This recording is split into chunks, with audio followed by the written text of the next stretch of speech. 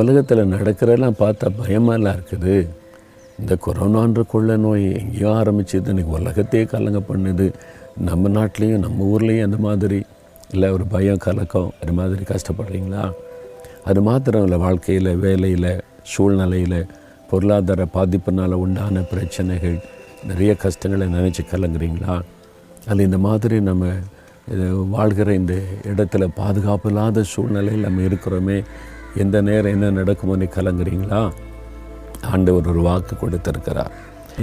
என் மகளே, உனக்கு ஒரு பொல்லாப்பு நேரிடாது, நீ பயப்படாத.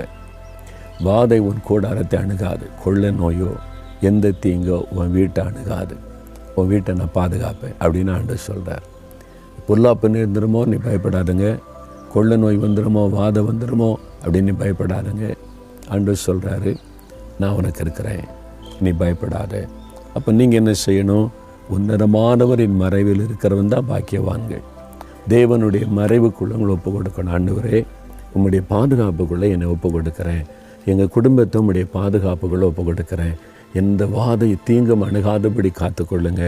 எந்த வாதையும் வீட்டுக்குள்ளே வரக்கூடாது. என் குழந்தைகள், மனைவி, பிள்ளைகள், கணவர் எல்லாரையும் நீங்கள் பாதுகாத்து கொள்ளணும் அப்படின்னு நீங்கள் ஒப்பு கொடுத்து ஜெபிச்சிங்கன்னா ஆண்டவருடைய பாதுகாப்பு இருக்கும். சரியா?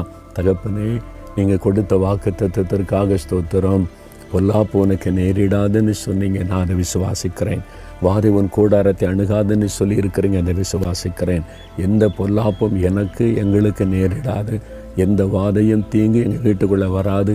நீங்கள் பாதுகாக்கிறீங்க. உங்களுக்கு ஸ்தோத்திரம், ஸ்தோத்திரம், ஸ்தோத்திரம்.